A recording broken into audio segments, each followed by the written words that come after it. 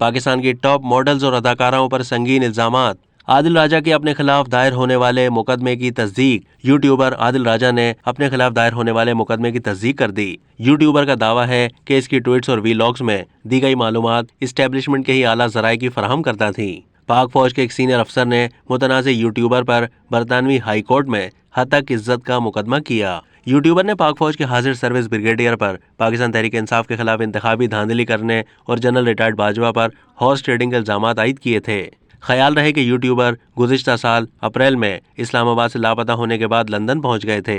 आदिल राजा ने social media पर जारी वीलॉग में पाकिस्तान की टॉप मॉडल्स और अदाकाराओं पर संगीन इल्जामात आयद किए थे और ज़राए के हवाले से दावा किया था कि एक इदारे के पास इन मॉडल्स और अदाकाराओं की नाजेबा वीडियोज़ भी मौजूद हैं। आदिल राजा ने अपने वीलॉग में अदाकाराओं का नाम लेने के बजाय उनके नामों के इब्तिदाई हरूफ बताए थे, जिनमें SA, AK, MK और MH शामिल थे।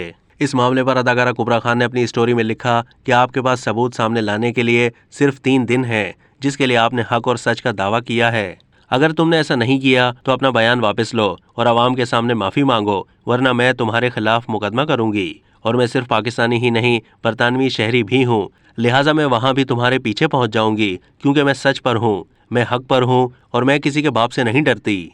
अब तक के लिए इतना ही। मज़ीद मालूमात के लिए डेली जंग के YouTube चैनल को सब्सक्राइब कीजिए।